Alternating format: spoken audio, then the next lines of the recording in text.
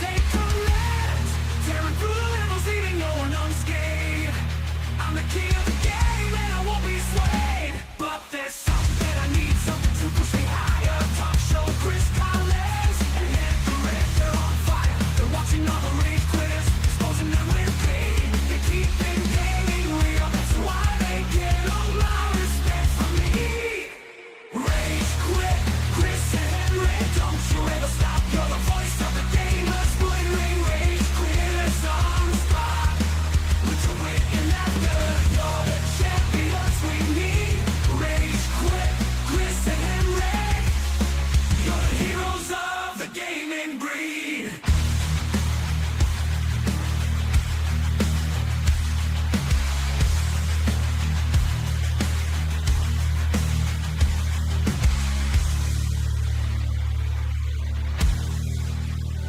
Turn around the video game mayhem. Chris Collins and HenricK, the rat bring the chaos. Gaming news and industry talk, they got it all. Rage quitting, head banging, it's a metal brawl.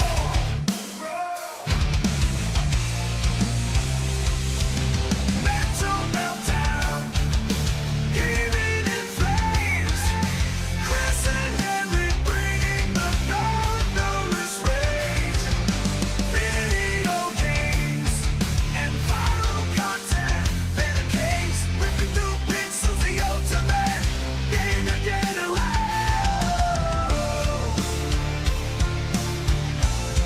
The ultimate.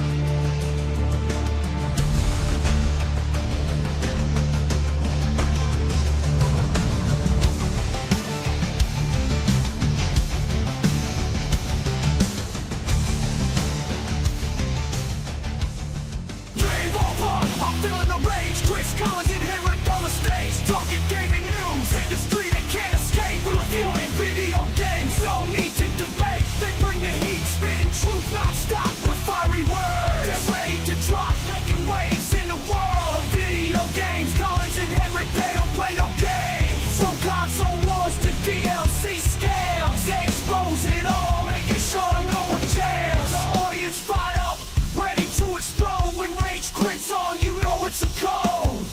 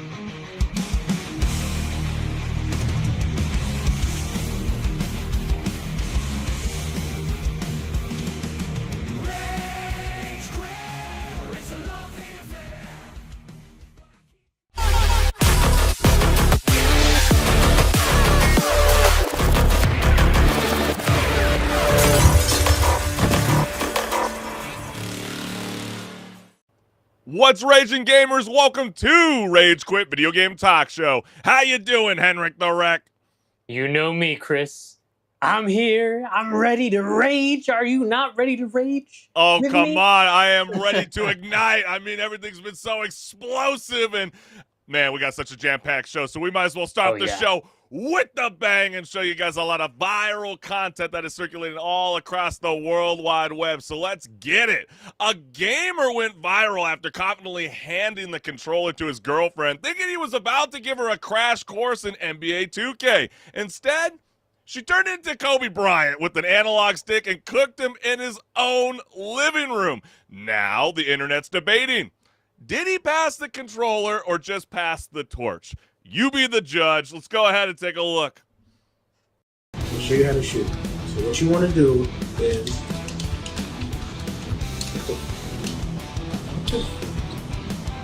who taught you that? How do you know that? Cue the Squid Game line. I've played this game before. Yeah, right, exactly. I think I would. It would be a little bit of a red flag if I started seeing, my girlfriend start balling out and you have no brothers. I think I might be a little concerned. I don't know what the hell's going on, but let's go right into the comments. How do we tell him? How do we tell him, HenricK? Well, I think he must know. He just doesn't want to admit it.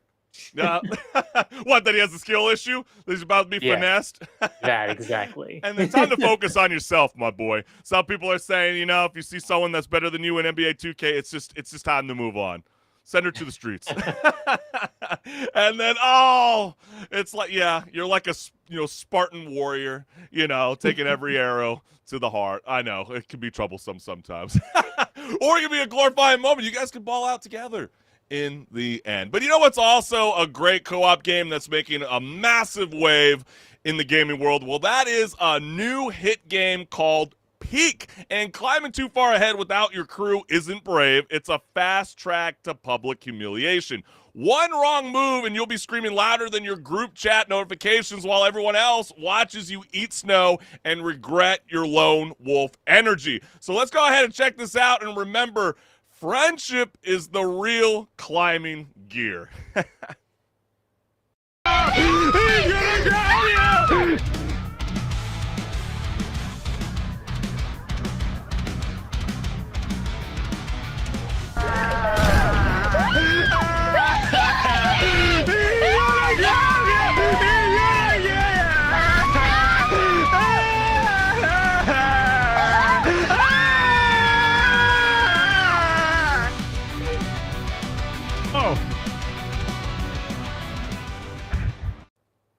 Just imagine the neighbors hearing that. At 3 a.m. at night while you're just still trying to make your way to the top if you want to rock and roll. Right, HenricK? I mean, This game is definitely bringing a lot of great viral moments. And let's dive right into the comments. The yellow guy felt a disturbance in the force. Yeah, I think he kind of did a little dirty. He was like, wait a minute. Something's going on, and I'm not part of it. Yeah, I don't want to be part of this nonsense. And then you're killing me! I know. I do love how the audio works in this game. How it starts to fade away, and the more they distance off. Yeah, the proximity chat. Exactly. It's a great feature in Peak. And then the last comment reads, or states in a very beautiful meme. Yeah. What the hell is going up above? We don't know if we want to keep climbing. But then there are also we've been kind of highlighting a lot of girlfriends to start off the show. It's kind of crazy. What happens when you move in with your significant other? Well, that is what's causing a great debate, because only thing that you're going to see with this clip is a significant other that is already demanding her first decree. And what is that, HenricK? I better not see that computer anywhere. And the next thing you know, he's been relocated into a cramped gaming nuke under the stairs like he's preparing for a semester at Hogwarts. So hopefully he brought a wand, or at least good Wi-Fi.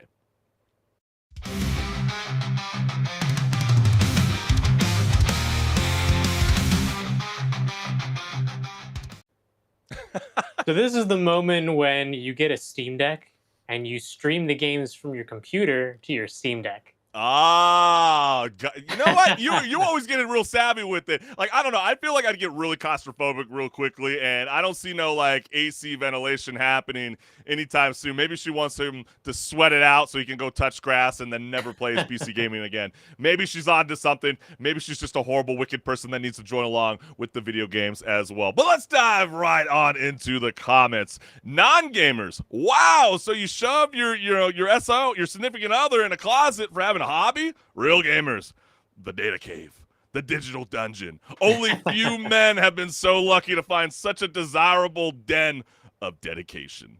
I think it's kind of missing a few lights though. But other than that, it could be maybe they the just ultimate moved stream in. room. Yeah. They got some time to get things situated. Well, not quite the wizard, Harry. And then Loki would have been even mad at this. Oh, Loki wouldn't even be mad at this. Laughing my ass off. I'd have a 6 setup in there if I could. Well, it doesn't take a whole lot. That's kind of a tiny space. Yeah, like you said, just put some lights in there and you're almost halfway there on what you got to do to make it all look snazzy. And very like immersive. Your den, your little man cave. And then I hope she has her own. Oh, yeah. And then look at this comment, Henrik. Hope she has her own reality TV closet because I don't want to see that either. Yeah. You know what? So true. No one wants to hear about Love Island. No one gives a shit. We're here to play video games. But we can't thank you, the gamers, enough for always joining us live every Wednesday night at 6 p.m. Pacific Standard Time because without your support, gamers, this show would not be possible. And we just want to take a moment for anybody that's not like, share, subscribe, hit the notification bell. That is my QR code that will send you directly to my YouTube channel so you can see all the goodiness in the Chris Collins Show world. And you should know the drill by now. This is my QR code where it goes to my YouTube channel where there's tons of awesome content just waiting to be watched. So go leave some comments. I'll respond to them, I promise. That's right. And that's what's so cool about Rage Quit Video Game Talk Show is the chat's open, okay? Hopefully your keyboard's not broken. We want to hear you loud and clear. So we're going to highlight you like this beautiful lower third, as you can see on screen. So come along, join along for the party. Let's get it going, baby, right? Come on, Henry. Is it time to rage or what? Oh, yeah, it's definitely time to rage. And I know what's next, because you know what? It's time to hop in the pilot seat, Chris. Got to strap in. Because we got pause and repeat next. Hey, let's get it.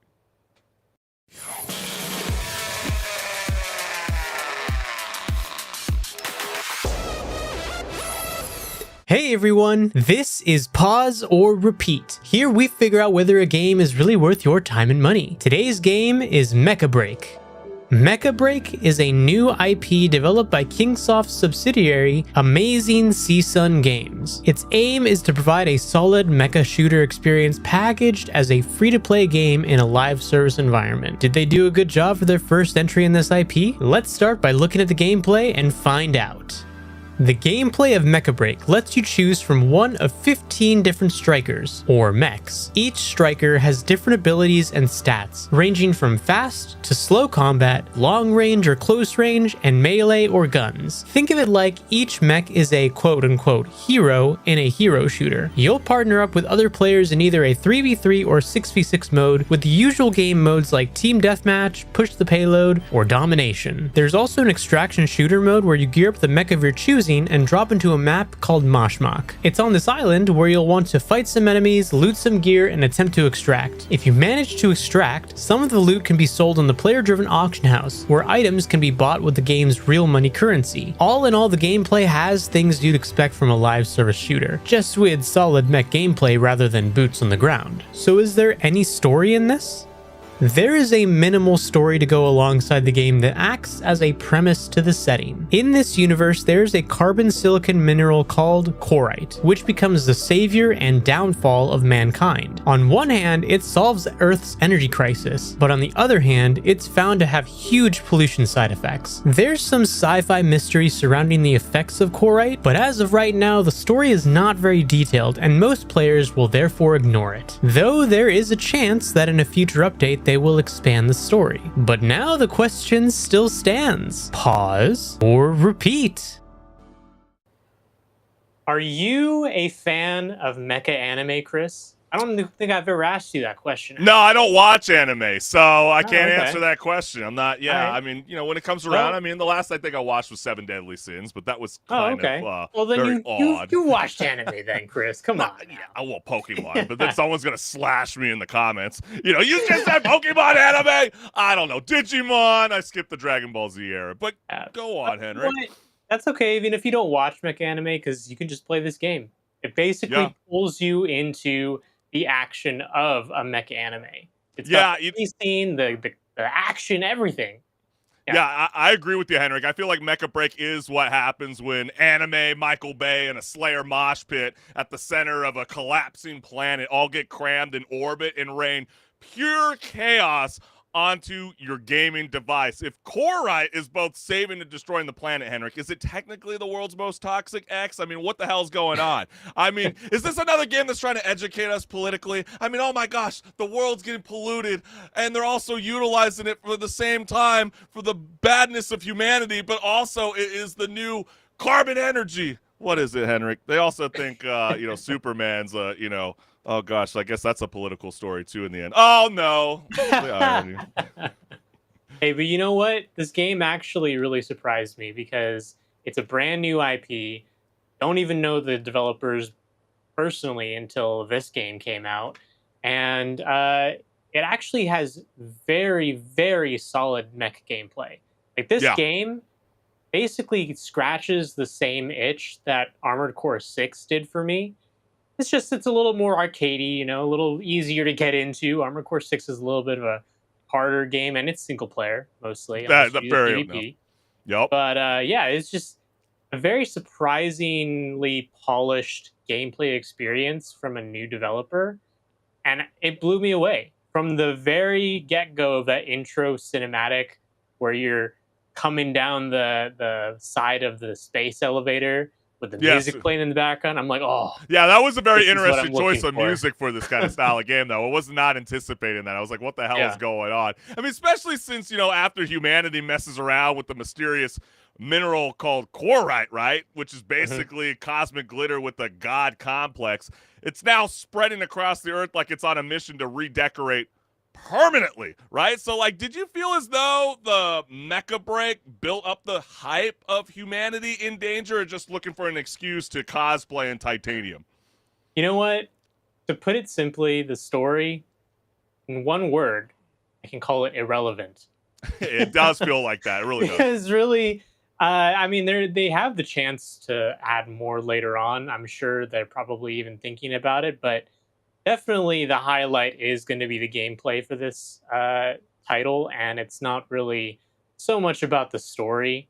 I mean, yeah, they kind of give you that premise at the beginning, but Well, gameplay is remember the really first their tutorial focus. boss is so stupid easy. Warren or something like Oh that. You know yeah. what I mean? And then all of a sudden you're like, wait, is this what this game's gonna be like? Oh, please. Hopefully it's not like that. And then all of a sudden you see this boss that's called Makalu. And then I always love the descriptions that they show you right before you get into the boss battle. I read that it said 53 meters, right? I wanted to know how tall Mhm. 53 meters was, Henrik. You would have to stack 24 Shaquille O'Neals on top of each other. That's how high Yep. the magnitude of this game that it's trying to bring, because you got to either adapt, escape, or go full metal renegade, okay? So either way, you're going to grab your striker of choice, and then you're joining Shadow or some gothic band because they thought it was really cool to turn it into an acronym. I don't know. But, diplomacy is out, and a giant robot brawl is all within its magnitude. I'm kind of curious on what kind of striker you rolled with. I sort of went with Stego. I know it's kind of a Oh, okay. controversial choice because he's kind of an absolute unit in the Yeah. mech world, No, yeah, right? it's like the one of the bigger mechs for sure. It's kind of just rolling around the battlefield, Yeah. throwing missiles at people, Turret and that's all you chucking, do. armor Yeah. taking. He's like a Yeah. glorified space refrigerator that hates everyone that wants to stand in his way, right? But then Yeah. again, I've heard some people complain that, there's a bit of a misbalance with him. It sounds like a skill issue to me. But then Hey, you I know want to what? know. Yeah, it definitely is because I felt like I didn't play Stego that much. I actually felt more drawn to Narukami, the light sniper that can cloak. Nice. Or I'd Yeah, I go love that. to Falcon, the light flyer that could just fly around and dominate the skies and terrorize Narukamis or other, you know, characters like Stego, who can't Yep. even keep up with me in the first. Well, I think that's what's really cool. You get shows, I was gonna say that shows such a great part of the gameplay. Though there's such variety of choice that you can choose to play a character that's very agile and mobile, or you can choose a striker like Stego that's all Mhm. about just dominating the floor of the battlefield, and you can still be successful in either one.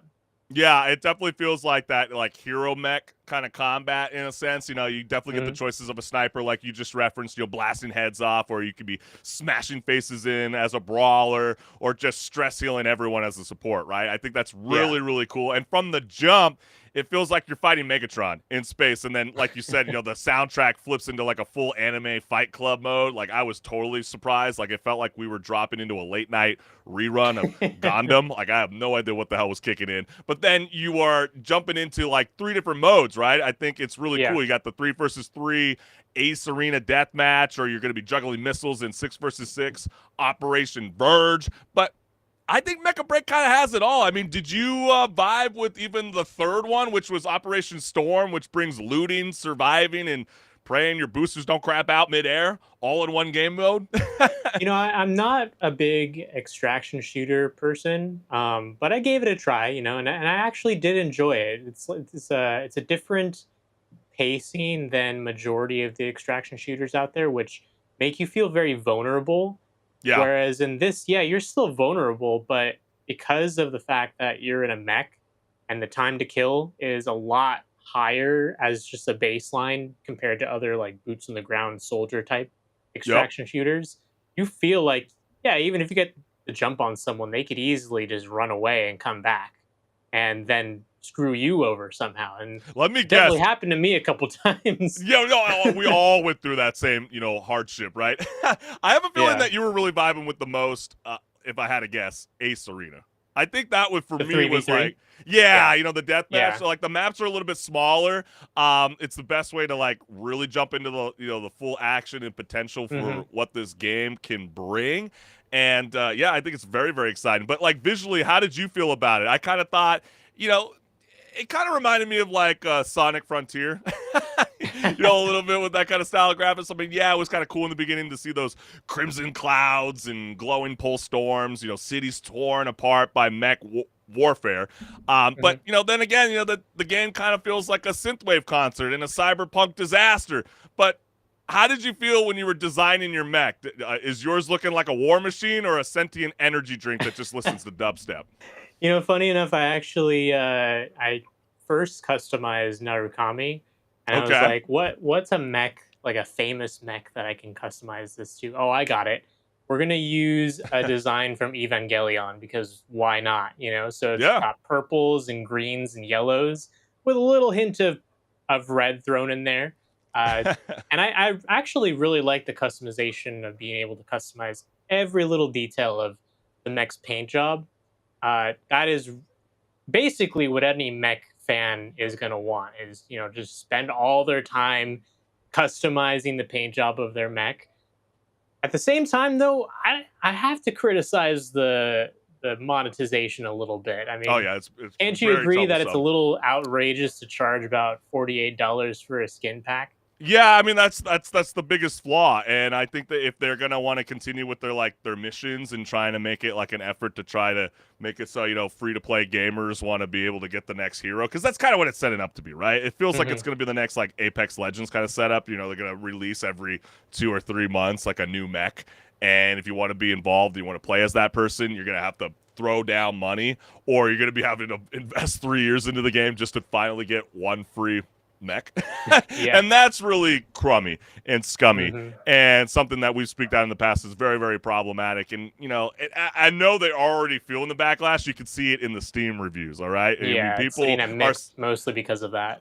yeah, but then you can also see a lot of people vibing with the gameplay, but then they're like, it's not gonna make me want to return in the future if this is how they're gonna move it forward. Supposedly the Yeah. developers are looking into this. We'll see what happens. But yeah, those are the things that kill. I mean, but we see it all the time with their Call of Hmm. Duty, Fortnite, you name it. It's just Yeah. this is where we're going. If you embrace more free to play games, developers got to find ways to keep those servers afloat or make it even worthwhile in their end. So I definitely understand it, but not $48. Don't understand that. Yeah. $15, $10. Okay, now you win me over. But like, sure, going even back to the gameplay, balancing needs some WD-40, right, HenricK? I mean, you're occasionally flopping around like a dying fish with your energy bar that hits 0. But at times, I feel like that does add to the drama. You're going to suit up, blast off, and get ready to stomp out your enemies like an aluminum can in Mecha Break, because for me, HenricK, even with that monetization issue, I find it to be a repeat. It's very, very refreshing. I feel like everybody that hasn't been able to jump in, you got to go. You got to do it now. But then again, are you ejecting early, or are you willing to fight another day, HenricK? I do really want this game to succeed, and while I don't agree with the monetization and I won't partake in it myself, yeah, I'm right there with you. I really enjoy this gameplay. They really have a gem here when it comes to what they've built.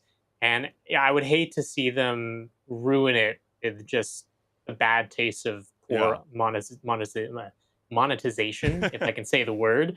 Oh yeah, it's just a scummy word. We feel like get that I feel like we have a bar of mouth. soap in our mouth. You know what I mean? Every time we hear that word, we're like, oh no. It's like when people say moist, right? I bet everybody's just, oh no. The Why did you say that? Screeching in my ear. We don't stop playing Fortnite. We don't stop playing Apex Legends. We don't stop playing Call of Duty Warzone just because of the massive monetization. You still return in on in just because it's got a crappy setup. It's a repeat for me because of that. The gameplay is going to make me come back. Yeah, it's very fast-paced. Get ready to join along for the ride. And let us know in the comments, what mech are you joining? Are you going to be with Stego, or are you going to be joining along with what HenricK's rocking? Are you going to be rocking a Falcon? Let us know what's good in what's up.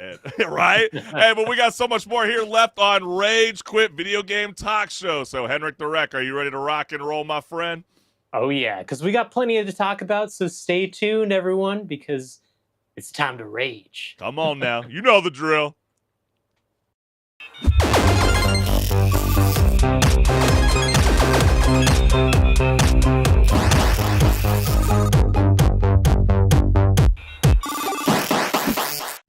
What's good, listeners? Welcome to Patch Notes, where my co-host HenricK the Wreck and I discuss gaming news, industry talk, and so much more. Let's get it. So we got an update on the Stop Killing Games movement that just leveled up into a full-blown European citizens initiative, because basically it got serious enough to make lawyers sweat.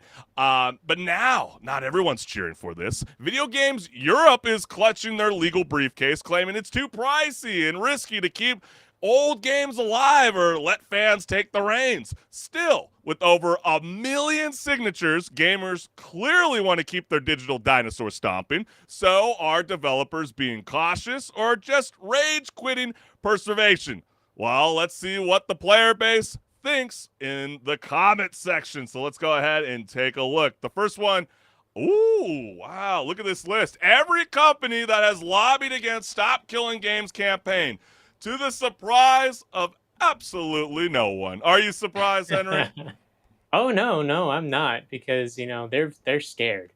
When people start talking with their wallets and making their politicians make changes that cost these companies money at the end of the day, that's scary, right? I love how they made Pirate Software just be like the guy that just takes all the daggers and swords. The lightning rod, or just getting struck down by lightning, and then all of a sudden, right when it finally reaches 1 million signatures, everybody's like, all the AAA studios are coming out like, yeah, guys, you're making me a little sweaty here. My sweat glands are kind of starting to, go. And then you also get comments like this that read, #StopKillingGames is making so much noise. Video Game Europe's a group of lobbyists made up of Embracer, EA, Activision, and all the worst in gaming are here to say, you don't know what you're asking for. They're scared. Keep them that way. StopKillingGames.com. Let's keep it moving along. Stop Killing Games would make development too expensive. Meanwhile, yeah, do you see that? July 5th was the update of, where someone rebutted back with, Battlefield 6 reportedly has a massive budget of over $400 million. I remember last year, HenricK, we were talking about how expensive it was for The Last of Us Part 2 at $200 million, or even Horizon Forbidden West We're looking at a game that's costing $400 million, and then they're wondering why, people are not embracing spending $80 to $90 games when they're looking at, cookie cutter art with Nintendo and Mario Kart World. I mean, it's just ludicrous. I mean, this is insane how much money they're spending on games. Yeah, and I'd be very curious to see the breakdown of where the majority of that's going. Like, is the majority of that going to marketing? Is it going to the actual development? Or is it going to just executive pockets? Yeah, we absolutely won't know, but 400 million is insane. But then you also get a comment that reads like this: this means they're on the right path. Games aren't too expensive to upkeep. Just look at Titanfall 2. Let players host own servers. They'll keep your game alive longer than you will. Just because it doesn't make you an absorbent amount of money doesn't mean it should die. No, that's exactly why they want it to die. If they can't make money from it, they're just going to lie to you and say, we can't support private servers because, cybersecurity can be an issue and, content moderation. We can't step in. We don't want to see Shrek flying around in Titanfall 2, okay? We don't want that, all right? Which I have seen. I have seen that.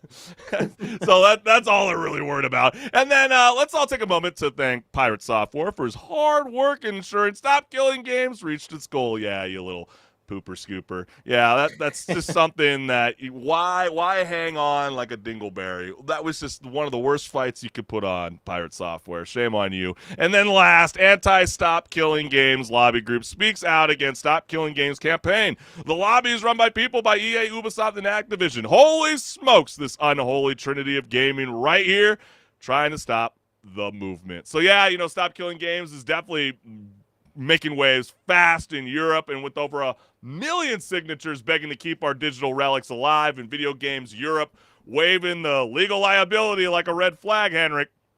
Is the real boss battle going to happen in the courtroom or on our modded fan servers? Well, if there's some actual change to the laws to prevent these companies, that would be big. And I know they're going to fight tooth and nail to make it so that it's going to be difficult for any change to happen. They're going to make sure that the politicians hear their side of the bargain and say things like, if you put this law through, we're going to lose so many jobs. The economy's going to go down. Come on, guys. Yeah. Well, especially it's the whole argument all over again, right? License versus product. And, Video Games Europe's case is that it can be too expensive for developers and publishers to offer private servers or single-player modes in games that lose online multiplayer support. You're not even hosting it on your own servers. Right. It's the fans hosting them.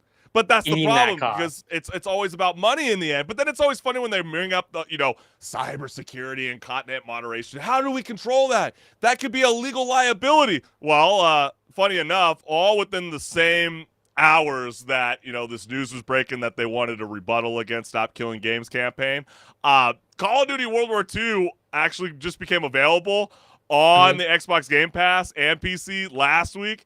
And, what do you know? Someone put in an RCE exploit where they were trolling gamers with notepad pop-ups, PC shutdowns, and gay pornography. That wasn't on a private server. That was on their servers. So when they're talking about how, HenricK, this could be such a problem, allowing you, the gamer, to be able to do whatever you want with the game that you purchased, by the way. It's like trying to sell milk without an expired date. I think that's the main issue that Accursed Farms was trying to bring up. Guys, if that's how you guys want to be moving forward, you need to state that in the fine print before anybody even buys the game to begin with. And I think that's what helped their case more than just trying to be we just want to kill the game forever, for good. Yeah, and it's not the first time that a game that is not the newest Call of Duty even has had some sort of issue like this. I mean, maybe not to the same extent where, someone can completely just screw with your computer, but we've definitely seen things where people jump into older Call of Duties and someone in the lobby is just modding and flying around, and then they shoot you, and all of a sudden you have all the guns. Yeah. Is that fun? No. Well, if you didn't really want to have all the guns, maybe it's not that fun. Sounds like you're calling out Activision's like Ricochet, program. Yeah, that never ended up working out. You've been hearing, lots of streamers for years like, can I please go to a game without feeling like it's a dud, a waste of my time? But then, it's not just, these kind of style of companies. Even Ubisoft's making news before we even dropped on air about how they're joining along with the clause that's actually nothing new. They're not the only studio to do this, but it is problematic, and it should raise questions that hopefully Europe politicians will have a discussion about. And that is, in their license agreement, they order you, the owners, to destroy the game when the studio deems its end of service. Oh What? yeah, let me take my disc of Anthem I have here, and let me go and destroy that. Yeah. How do you know I destroyed it? Well, I said I did. it just totally doesn't make any sense, and it's kind of crazy to think that they are not even the only ones to do this. We actually had to do a quick research on this before we even jumped on, and there's an amazing Reddit thread that's available online right now. I'm blanking out on what the title headline was. I'm sure you guys can figure it out. You guys are all savvy, right? That's why you're gamers in the end. But there's a lot of EULAs for various games on Steam, including Final Fantasy VII Remake, Metaphor ReFantazio, and Oblivion Remastered. Okay, Oblivion Remastered, Yep. really? It's not even a multiplayer game. What the hell are we doing? And then And the best part about those is that a lot of them also have you sign away in the agreement that they could just change the EULA at any point to Yeah. something else. And I you mean, it's still have crazy. to agree it if you want to play. You don't agree it, you're not able to play. So yeah, it's really about, in the end, how will the government respond, and will consumer protection laws be held under a microscope, or will they just kind of just toss it and go, this is a waste of time? How do you think Europe will handle it? I mean, then again, they did help us all get on one universal USB-C cable. Yeah. They did help in the fight for Apple versus Epic. You know what I mean? Or actually the other way around, Epic versus Apple. Right. So let's see what happens. But hey, HenricK, I know we got a lot more to discuss here on Patch Notes. Break it down. Yes, Neil Druckmann is officially stepping away from the Last of Us HBO series. Oof. Yeah, that guy. The guy that's the creator of The Last of Us. Kind of seems a little weird, right? But yeah, he made you emotionally unstable over digital fungus, and now he's out. Okay, so Haley Gross is also exiting stage left, meaning two of the biggest creative minds behind the series just pieced out like it's the apocalypse again. They got to Yeah, go. that was pretty wild. Go into their bunkers for a little bit. Yeah, I suppose so. Never coming out to see the light of day. So with the original crew gone, is HBO about to enter its own clicker phase? Let's see what gamers had to say about the fallout. I see what you did definitely there, they Henrik. got some stuff I to see say. what you did there, HenricK. It wasn't as action-packed, during Season 2. Maybe they can ramp it up a little bit. But good! Would definitely prefer he focused on the games. So some people feel like, TV, television, we love you, Neil, in the video game space, but leave it to the people that know how to work a camera. Yeah, people want him to go back to the writing room and just focus on making a Last of Us 3. And then some people say, you know what, don't even make a Last of Us 3 because I don't think you could do it good. Do a good Last of Us 3. So I feel like I want more. I've always been itching for more. If they make a part 3, oh my gosh, I'll be playing it day one. And then revealing Abby's dad episode 1 was a huge mistake. They treated TV viewers like they are dumb. It should be revealed as it was in the game to get the same reaction as gamers. It was the most compelling and heaviest reaction I had playing. A video game playing Abby's side was so impactful and nuanced. It was brilliant. TV viewers should get the messaging that gamers got. I loved Abby by the end of part 2. It was phenomenal. Yeah, that was a very problematic choice. And I always wondered whether it was actually Neil that stepped in to do this or whether it was Craig. I guess we'll never know. It's hard to say. I mean, they definitely felt like they needed to change things for the TV adaptation. And I get it, it's an adaptation. You got to cater to the audience. But when the audience is going to be a lot of fans, you're also going to make them upset when you do things like that. Well, especially when you got Neil Druckmann and Haley Gross, they were there, in the writing rooms, they clearly, signal for the green light. So then when it, were rebuttal so badly as it did, and then, the viewership started slowly going down after the death of Joel, yeah, they got a lot of, trust that they got to win back, because you get comments like this with over 6,000 likes. That second season was absolutely terrible. Not being a hater, but in all honesty, it was just flat out bad. So you get some people that are split. We got more faith than you, just focusing on the video games. Others are like, just please, for the love of God, just let the guy that made Chernobyl do his thing. Let him cook. And then HBO told him they want to kill off Ellie in season 3, and he said, that's the last of me. Wouldn't that be funny? They just totally veer away from the video games in season 3. Has nothing to do with the video games anymore, and then they really just start shitting the bed. Yeah, because that's definitely done well, and even HBO's passed before Chris. Yeah. Well, Game of Thrones. I know. I was just thinking that. When they're writing faster than the actual game developers can keep up. Oh yeah, where have we seen that before? Oh yeah, House of the Dragons or a Game of Thrones. Just like how the profile picture is, maybe that was a hint indicating. And then, bro knows the show is. That's why he's stepping away. Did he just realize, with all of us, that the show's ass? Yeah, maybe. Maybe he doesn't want to have his name on it anymore. Yeah, it's unfortunate. And then season 3 is going to flop so hard. So, yeah, there's a lot of people that are just losing faith in the show, which is unfortunate, especially for a show that had 24 Emmy nominations in season 1. So, HenricK, with Neil Druckmann and Haley Gross both hitting the emergency exit, is this creative shakeup the end of Prestige or just the start of a new infected strain of storytelling? Well, it's definitely concerning for season 3 because they say they want 4 seasons. So, who knows if we'll actually get there. But I know we have a clip, about... Yeah, you want to jump right on into it? Some drama between Neil Druckmann and Pedro Pascal. So let's go ahead and jump into that, because that reveals some spicy drama. Yeah, it definitely speaks volumes. I gave some direction to Pedro Pascal, dropping names. Drop some names. He does the TV stuff. He does like the voice work for the is he a producer or something? Yeah. And I think he was frustrated by direction. He said it jokingly. He's like, "Do you like art?" And I said defensively, like, "Yeah, do you like art?" And he said, without missing a beat, he goes, "It's the reason I wake up in the morning. It's why I live and breathe." He's basically calling him out, saying, "Dude, like, what are you even doing here? Like, Well, you clearly don't like what you're doing." Well, I don't know I don't know if it's so much that, HenricK, but I can see how that could be kind of problematic, especially when you're Pedro Pascal and Bella Ramsey is probably working more aligned with Craig Mazin, right? And then I'm sure, as an executive producer, Neil Druckmann jumps in every once in a while, right? Jumps in on set, tries to scope out the lay of the land, see how people are doing, how they're vibing, and then he wants to give, little notes, hey, maybe you should do a little bit of this when it comes to Joel. That's kind of problematic to an actor when you tell him before the season even starts, don't play the video game. We want you to assess it how it is in the TV script.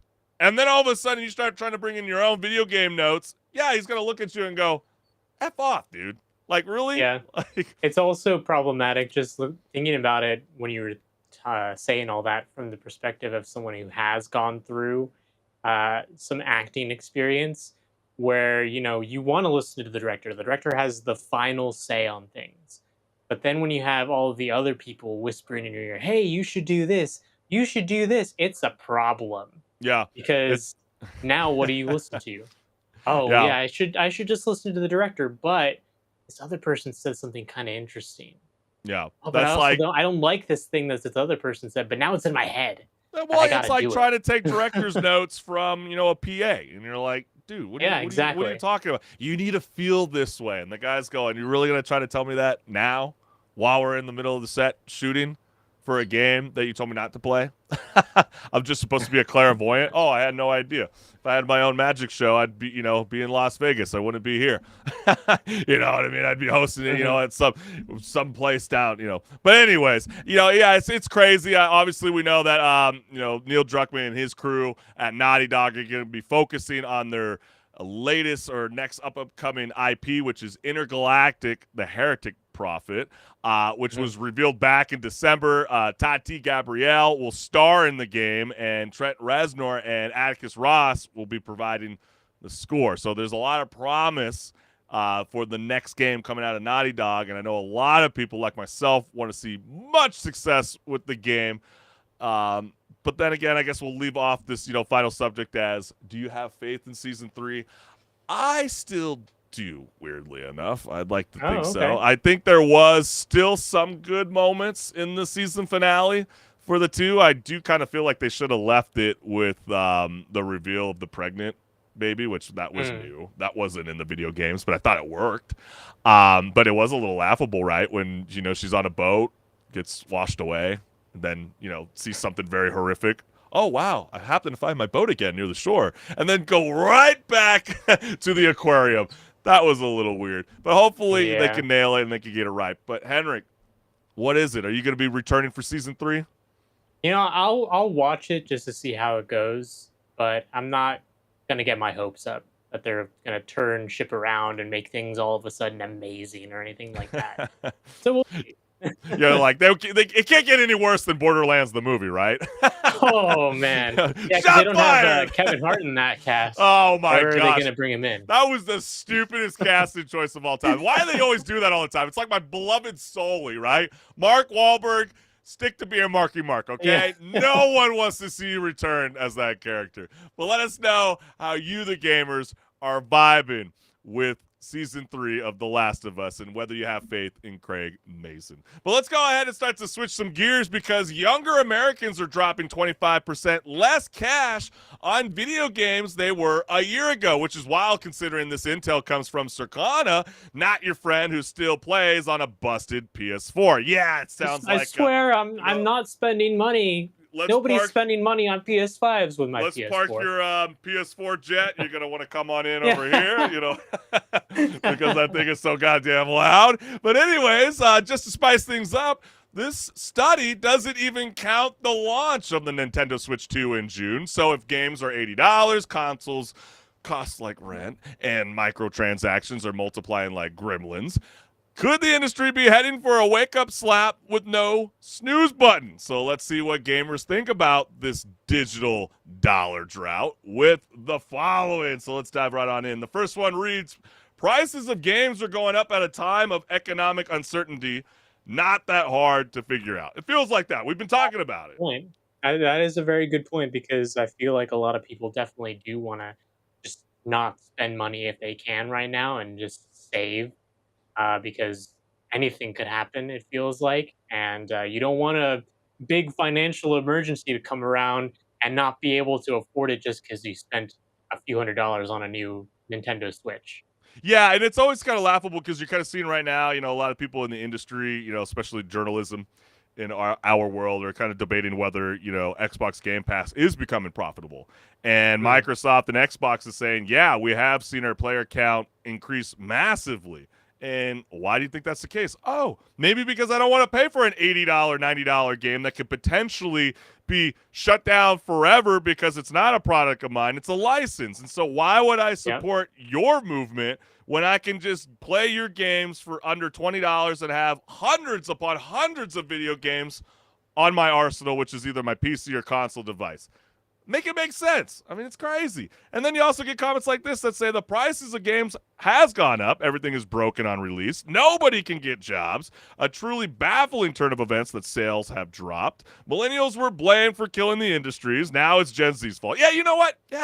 Screw it. Yeah, it has to be Gen Z's fault, right? Because they're just saying just blame the next generation. Yeah, just blame it. Yeah, and then we'll blame alpha and then pre-alpha and then whatever we call it next. And then there's no way it's the economic standing of the younger generation. Ain't no way. And then also you're going to get comments that read, it's easy not to spend when 90% of the AAA games are dog shit and all the good stuff is $40 and below.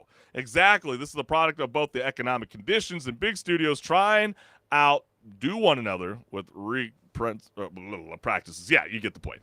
Gosh, tongue twister there. But yeah, it's so true. It's like I hate that that's the idea. Even like Nintendo's trying to start. Oh yeah, we got this new Donkey Kong game that's supposed to be comparable to the next Mario Odyssey. We'll charge you like $50. And like I think that's the biggest problem. Like gamers are going like, dude, you guys, Xbox, they kind of did start it, with $60 to $70, and then everybody embraced it. Now $70 to $80, and now we're all kind of on the edge of our gaming chairs, hoping that it doesn't break our wallets when Grand Theft Auto 6 gets announced with its price tag. Or I'm kind of scared, HenricK. I think it's going to be a price tier. But yeah, it definitely could be, especially because it's going to be next year. So there's still plenty of time for more things to change. Mm-hmm. Yeah, this shark card's starting to get really, really expensive when it comes to the Rockstar Studios world. But let's keep it rolling. It's almost as if overcharging for low-quality slop makes people not buying it. So there's just a lot of people that just are commenting that they feel like the games are just not holding up to the value that it's being promised. Low-quality, overproduced, and over-budget slop, AAA funding isn't necessarily conducive to good gameplay or active community, as we've often seen. But don't worry, holding companies are buying up smaller indie studios to replace creative leadership and F their IPs into the ground. Progress. Looking at you, Crafton. Or, some people have even said that about Xbox. I've seen that as being the biggest debate. Oh, how is the Game Pass sustainable? We're seeing all these Microsoft layoffs happening. We've even heard HenricK, the founder of Arcane Studios, thinks Game Pass is an unsustainable model that has been increasingly damaging the industry for a decade. And so some people that were like, yeah, they just bought Activision, it's going to be great for the community, is now questioning whether anybody should align, their pockets or interest with Microsoft. I don't know. I don't know why Microsoft is becoming like the bad person now when PlayStation and Sony are doing the exact same thing. Yeah, I mean, it's not just them. It's a bunch of other studios and publishers just grabbing a bunch of studios and developers and thinking, you know what? Yeah, we want to be the next monolithic entity that owns so many things. So if you want to play this big series, you got to go through us. Yeah, and that's maybe a bit that of a is problem, because where's the competition then? Yeah, maybe Microsoft understands that, and they just want to own. I mean, they kind of are starting to turn into that, capitalism that we know them as, right? I mean, what is their long-term plan? Oh, I don't know. I mean, they already are one of the mega corporations. If you want to bring in some dystopian, cyberpunky lore into this, mega corporations are literally the definition of what Microsoft is. Well, you always see the people always commenting under Microsoft. They go, what will make people care about the Xbox 25 years from now? Maybe they understand that. Maybe they understand that the console war is kind of dying. Maybe they understand that people are going to be streaming it from their tablets, their mobile devices. Their TV flat screens already coming with Wi-Fi. You don't need to connect it on the box in a box to do the boxy thing called, video games. Just grab our handheld controller and you're in the game. But let's keep it moving. Dude, we're broke, been broke, and continue to be broke. All spending has been cut to afford food, shelter, and clothing. Not to mention, most of the games people play the most are either free to play or are cheap. Like on Steam charts, the games that are consistently in the top 5 most played are Counter-Strike 2, Dota 2, and PUBG, all free to play. Exactly. Yep. And then and just like we talked about with MechaBreak, it's so frustrating to see something being charged for $48. And to think that the gaming industry is focused in believing that that's the mindset of a gamer and that we will all go through with this. Something has to drastically change. Change. Because it's just not sustainable to, boot up a game and see a $60 cosmetic some of these games have, and it's just like, okay, why are you even charging people that? This shouldn't cost $60. This should cost at the most $20, and even that's kind of expensive. Oh, yeah, and we've had these conversations before. We're like, what justifies an $80, $90 game? Does it have to be an open world? Yep. check the box. You know what I mean? Like, what are we doing? And then the last comment, the prices are increasing and the value is decreasing. Arkham Trilogy constantly goes on sale for a couple bucks and is way better than 70% of the recent I know AAA Chris games. agrees with that. Yeah, I love the Arkham Trilogy. It's so true. There's so many examples of cheap old games that outclass the newer AAA games on so many fronts. I mean, just look at Battlefront 2 just making a massive wave all over again. Mhm. And then you get a follow-up comment that reads like this. Man, it's hard to believe there was once a time in gaming where it was normal to have an entire trilogy's release in the same console generation. Naughty Dog released Uncharted 1, 2, 3, and The Last of Us all on the same PS3. What new games have they released on the PS5? Nothing. So yeah, Yep. it's that's probably why Neil Druckmann had to drop out. He's like, dude, we are running out of time until this PS6 that they keep pretending or flaunting is coming in the future anytime soon. We don't know. But HenricK, if players are spending less, games cost more, and in-game shops are thirstier than ever, are we witnessing the start of the gaming industry's midlife crisis? Yeah, it's a really interesting time for the industry because there's a lot of pressure from the big developers and publishers to do things like this that feel anti-consumer.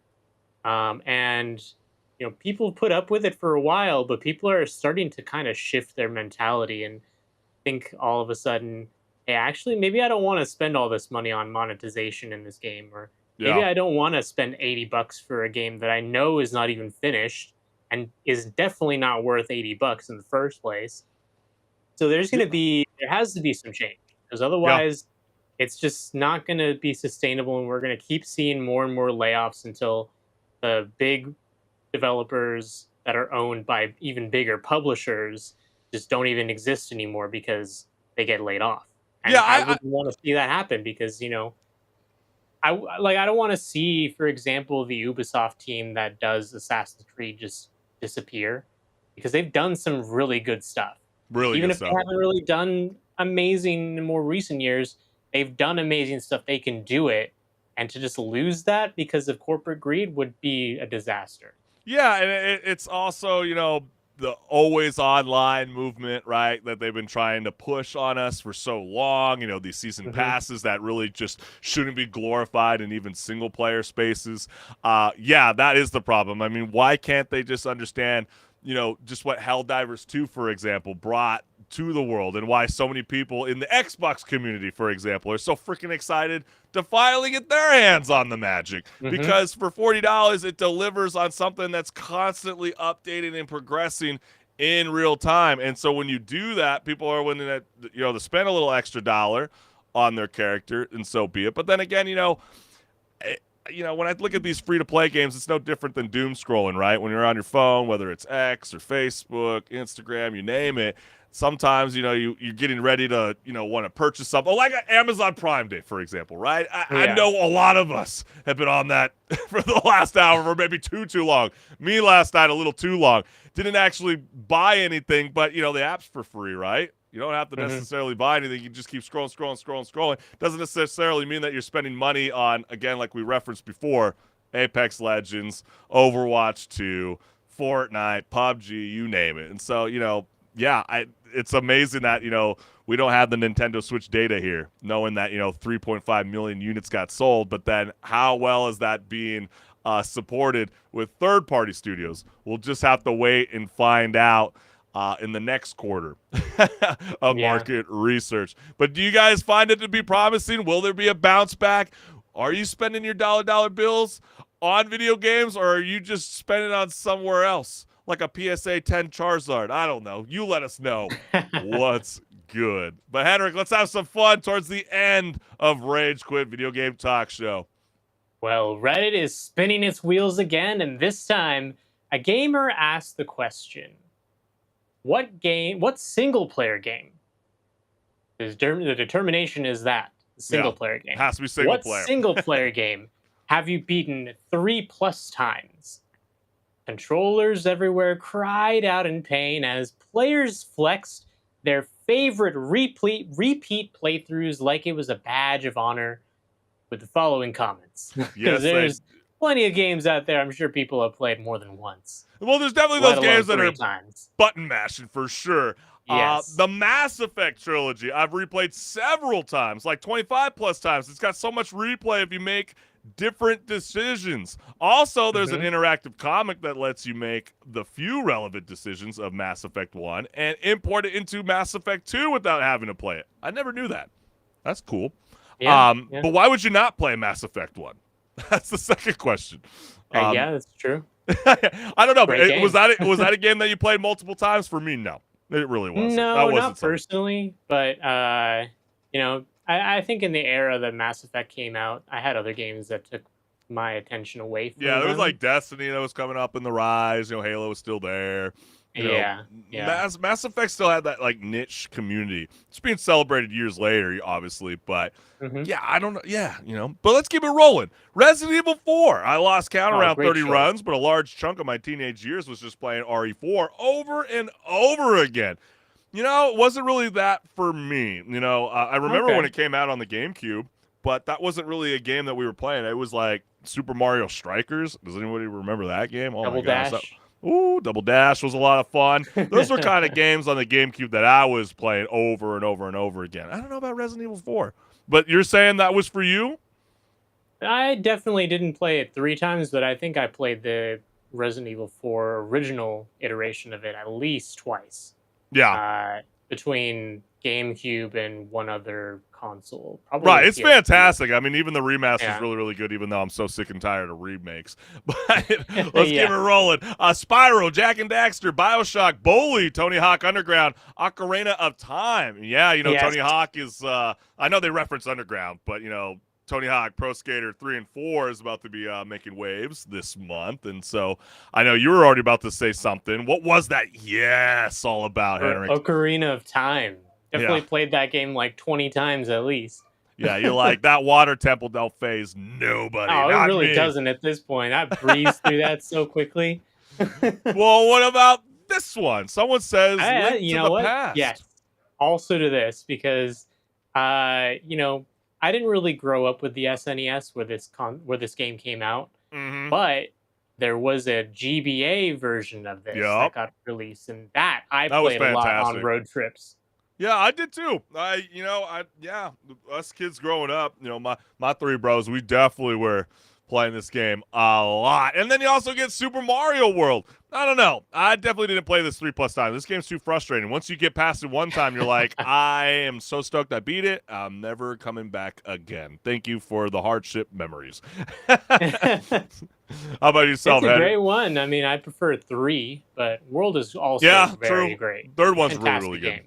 Yeah, I mean, it seems like a lot of old school gamers Yeah. that are like leading the charge in this debate. And then the first 3 Ratchet and Clanks being all multiple times. Yes, I had a homie growing up where him and his dad had all these games and really introduced it to me at the PS2 era, and I couldn't stop playing. And I'm always shocked that they don't really make a good movie around this. I've always they could. Forget Bluey, the video game. Let's get Ratchet and Clank, the movie. But, HenricK, it is time to discuss which game made you ignore your social life multiple times on purpose. I did say, yes, I've played Ocarina of Time at least 20 times all the way through. But if we're going to say something more newer, well, I say newer, it's still kind of old. Probably Halo 2. I've played that game so many times. The campaign, so many times all the way through, because it's just a fantastic story. It's filled with action, filled with just cool moments. I've played even just the opening Cairo station mission countless times, just because it's such a great opening mission to introduce your new player base and returning player base to the game.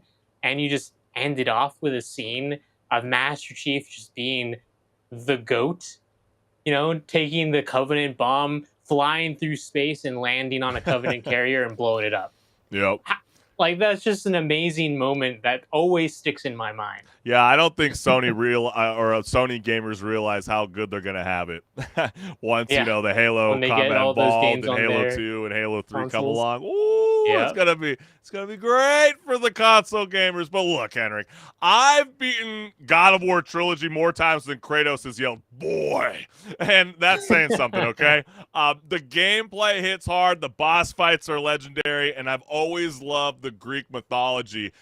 Because it's never looked so brutally awesome. And now, HenricK, I gotta say though, I'm praying to whatever god Kratos hasn't murdered yet, so that Amazon Prime doesn't mess this thing up, okay? Because if you, the gamers, don't know, they are developing God of War adaptation, okay? And showrunner Ronald Moore has never played the game, okay? And after the Last of Us shakeup that we just discussed live today on Rage Quit Video Game Talk Show, maybe it's time that we make our showrunners and our actors pick up the controller before picking up the Otherwise, script. Chris is going to be going after you, Ronald Moore. He's Yeah, going to I'm be gonna- yelling your name just like Kratos yells, Zeus, Yeah. your end has come. You better hope that I don't find another mythology that's even more gruesome, because that's what we're gonna have to start to gear it towards your way, showrunner. Ancient Okay, if you don't Egypt, nail this Chris. right. Ancient Egypt. I know, that's what they've been hyping up for a while. Yep. All I'm saying is don't let them have all the keys to every vehicle, okay? Just let them just kind of gradually go in, okay? If you're going to do Greek, keep it Greek, okay? But then again, we want to know from you, the gamers, what's a game that you can think about that you've played multiple times, beaten it numerous times, that never gets old? Let us know what's good. But we want to thank everyone for tuning in to Rage Quit Video Game Talk Show, and for everybody that has been joining along for the ride. Oh, look, we actually do have someone that said Ocarina of Time. Classic. Thank you, Monica, for joining along for the ride. It is such a really, really good game. It really does live on the test of time. But we do want to also take a moment, because this is the tail end of the show, for anybody that hasn't subscribed to our YouTube channels. This QR code will lead you directly to mine, so go ahead and like, share, subscribe, hit the notification bell so you never miss a live show. Yes, and go ahead and bask for a moment in the gloriousness that is my QR code. Dun, dun, dun. And then go ahead and scan it and go watch some videos, leave some comments for me. I'm looking out for them, and I will respond. Just need them to be there. That's right. Hey, but we always thank you guys enough. Thank you, thank you, thank you. Without the gamers, this show would not be possible. Enjoy the rest of the week. Spend a lot of time raging out on your homies. I know we get terrible teammates every once in a while. It's okay. You can lead the charge. You're the IGL in the end. You're the in-game leader, okay? Lead the movement. But we'll see you next Wednesday live at 6 p.m. Pacific Standard Time on Meta, Twitch, and YouTube. Peace.